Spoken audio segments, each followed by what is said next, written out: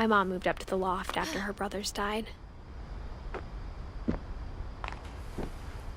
At the time, it was as far away as she could get.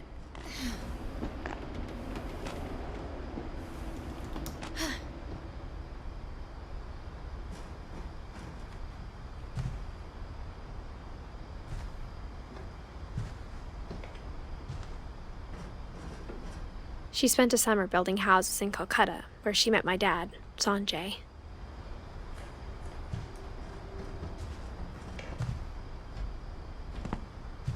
Religion was another thing my mom never talked about, but I think it helped her a lot after her dad died.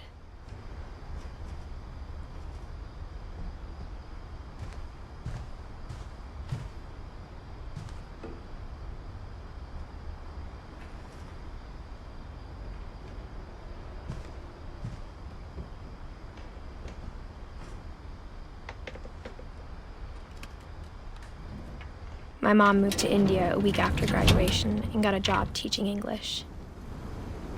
Louis was born a year later.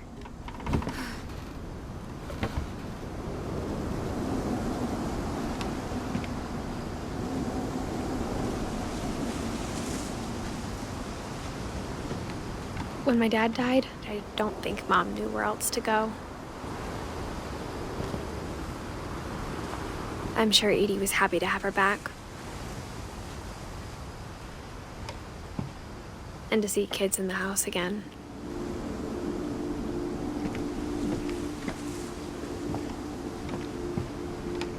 The house had to get a little bigger, but Edie was used to that.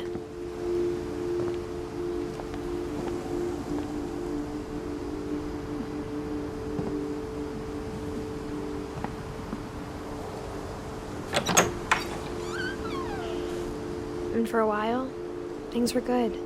Almost normal.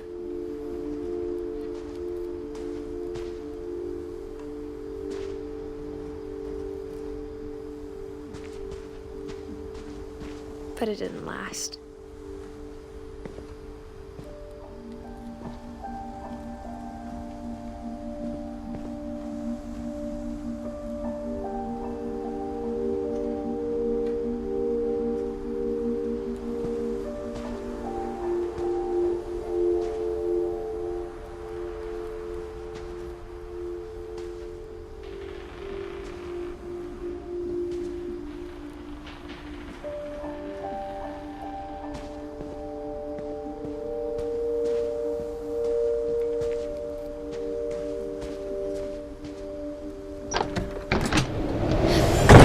The beginning of the end was Milton's 10th birthday, when Edie gave him a castle.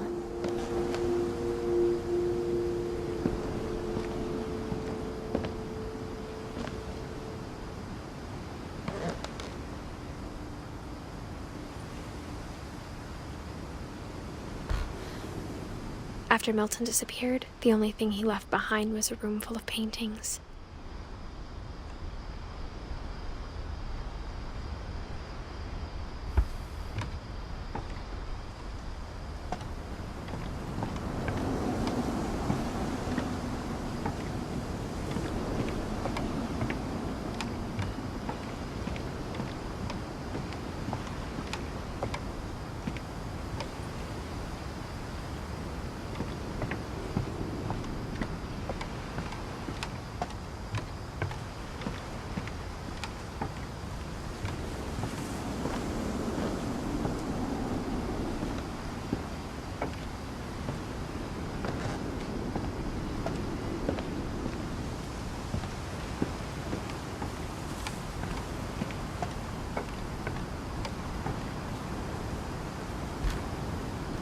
Everyone always told me to stay out of Louis's room, except Louis.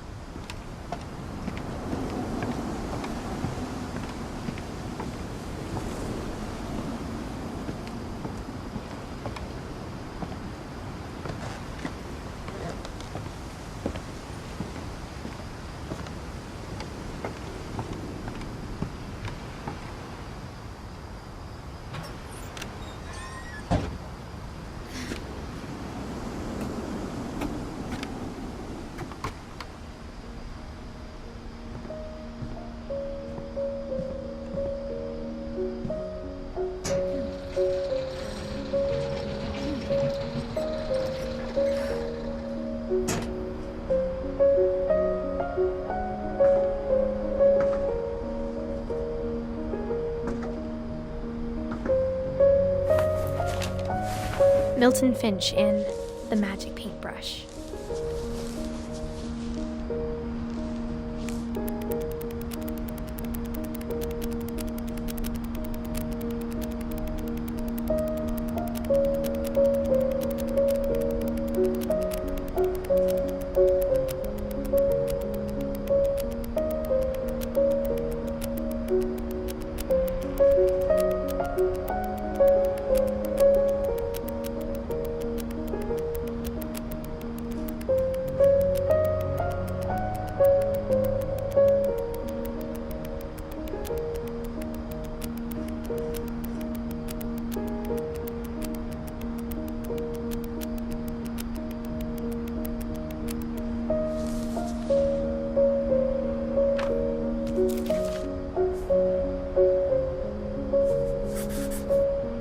I was 4 when Milton disappeared.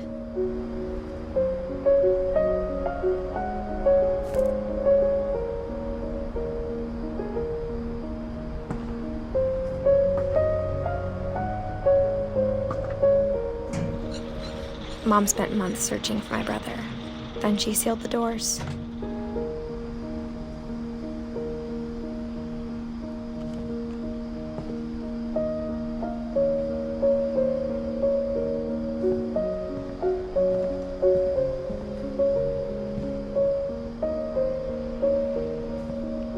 Whatever Milton had found in the house, Mom didn't want it getting out.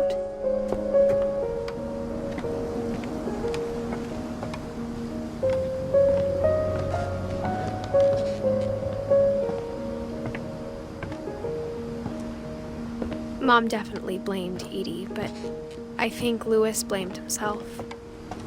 After he graduated, he just spent more and more time in his room, until Mom got him a job at the cannery.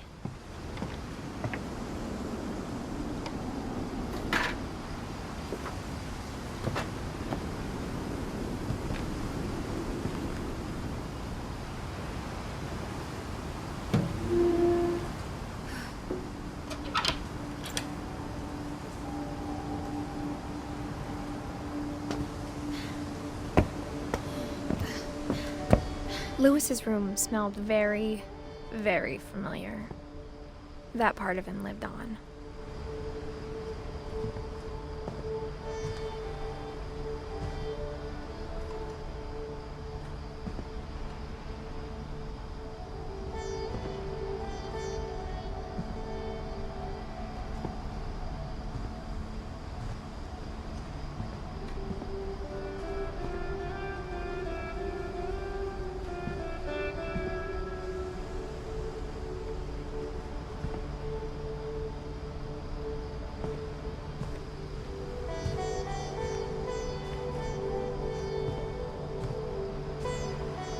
Louis and I spent a lot of time playing games together, but he was surprisingly bad at them.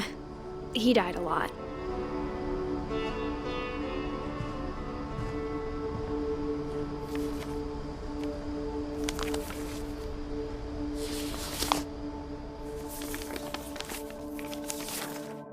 Dear Mrs. Finch, as Louis's psychiatrist, I can understand your desire for an explanation. As I see it, the trouble began in January, shortly after we convinced your son to seek treatment for substance abuse. Newly sober, I believe Louis first noticed the monotony of his daily life.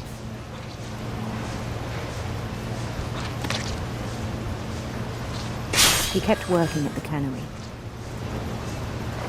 but he withdrew part of himself. In our sessions, I saw the same behavior. His mind began to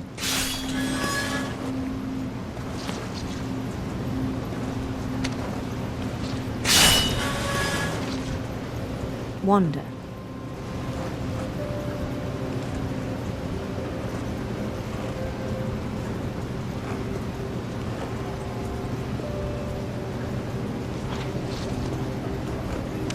I asked him to describe it. He said he started small, imagining a labyrinth.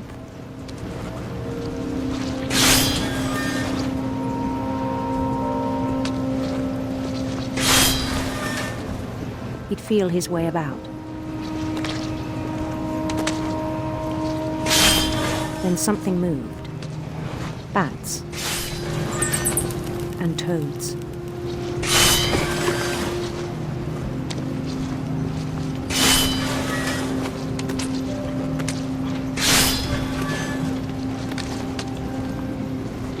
And things that have not names. He knew it was all in his head. But he took it very seriously. I had hoped he'd find himself.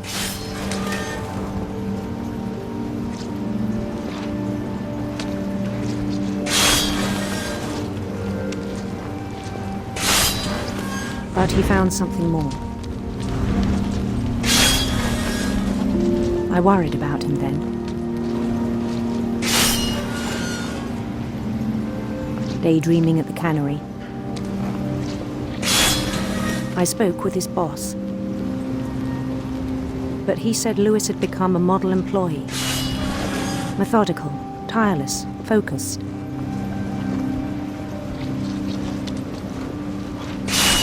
Like a whole new Lewis. So I let him go on.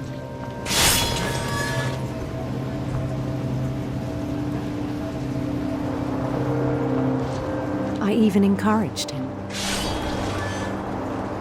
It seemed very promising at first. He told me he'd made a new friend.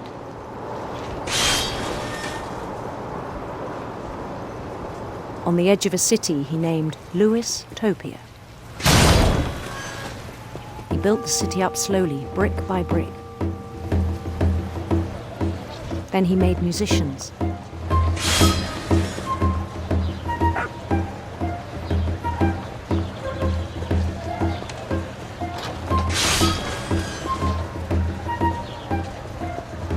And songs for them to play.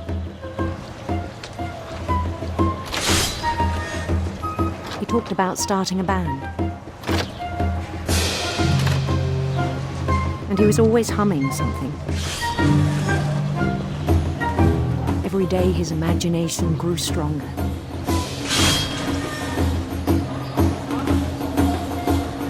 He no longer spoke at the cannery. But his chopping was as reliable as ever. Then one day it struck him.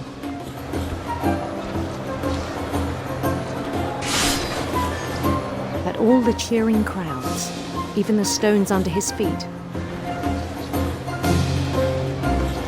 were all in his imagination, so he could do whatever he wished.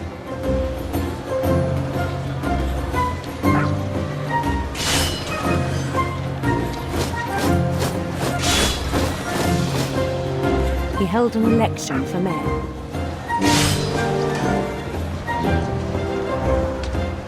And he won. They begged him to stay, but his mind was already wandering.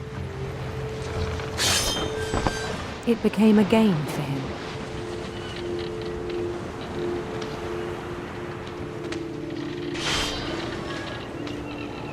He'd conquer a city, then immediately push on. New Louisville.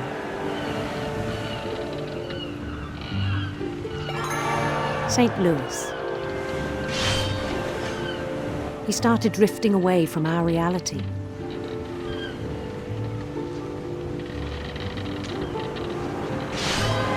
Minneapolis. Until one day he forgot to go home from the cannery. Even as his mother pleaded with him, part of Lewis kept sailing on.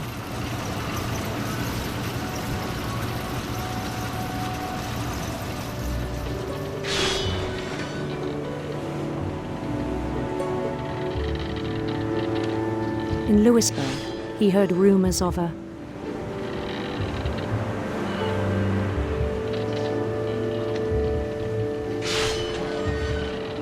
handsome queen.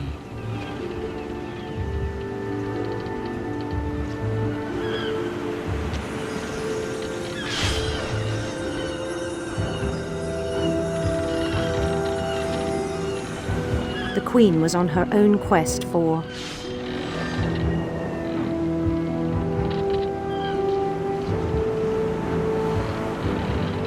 radiant rainbows.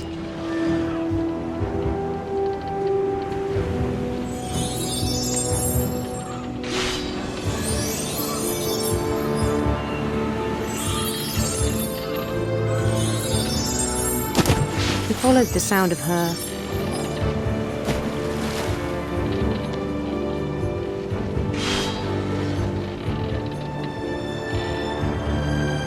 electric sitar.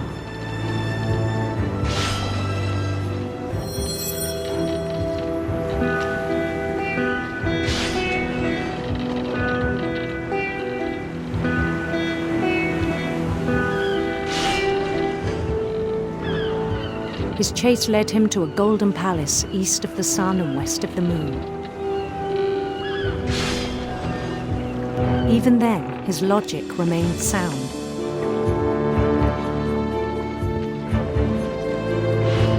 He knew the world was all in his imagination.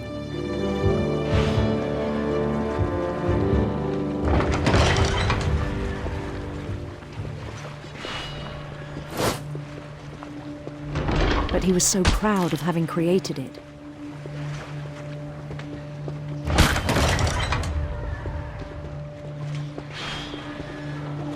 In his own eyes, he'd become something greater than a king.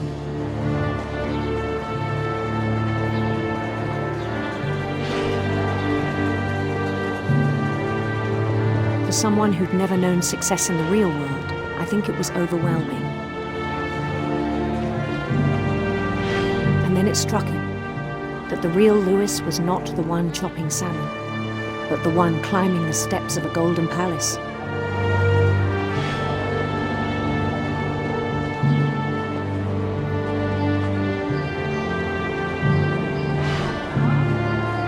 My imagination is as real as my body, he told me. It was hard to argue with him.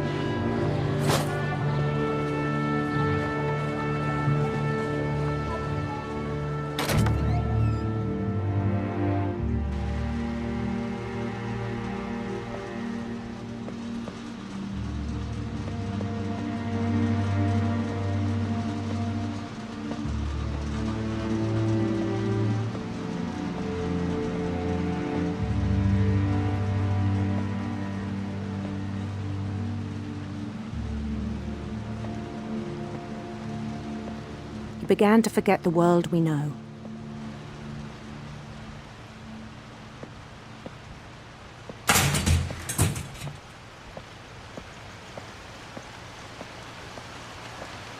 I think it pained him to remember Lewis, the cannery worker.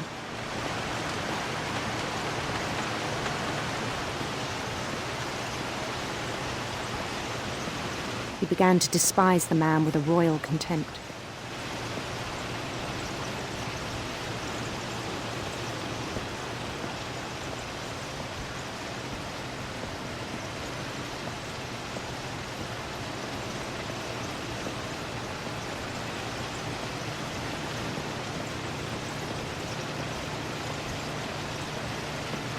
I still thought I could save him.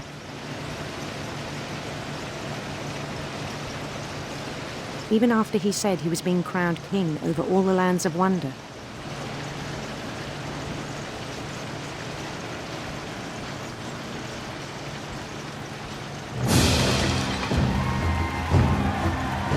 The palace would be packed with his companions.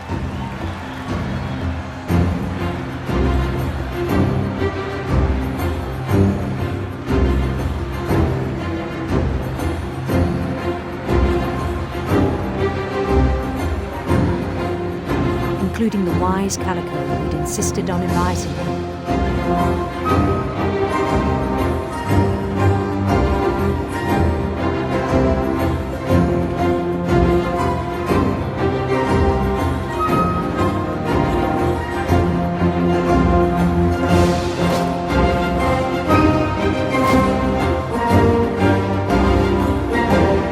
His queen waited, holding his crown.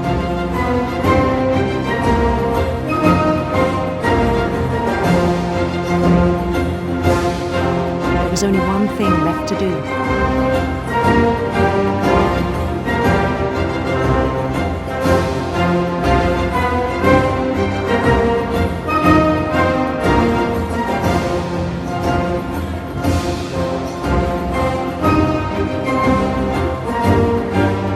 Bend down his head.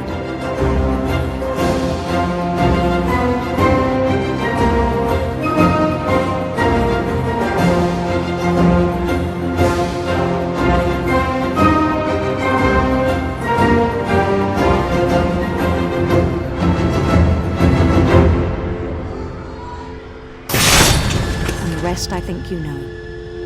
Mrs. Finch, your son was a kind man who will be missed by all of us who knew him.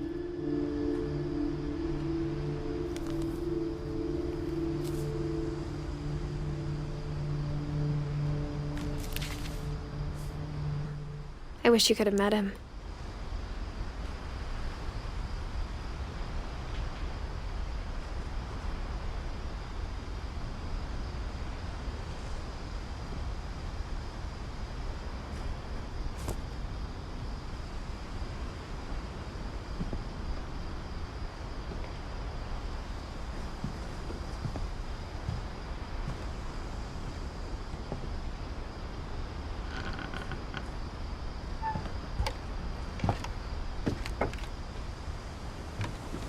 On the way back from Lewis's funeral, my mom told me to start packing. She waited until the day before we left to tell Edie. I'm not sure if she wanted to make it easier or harder.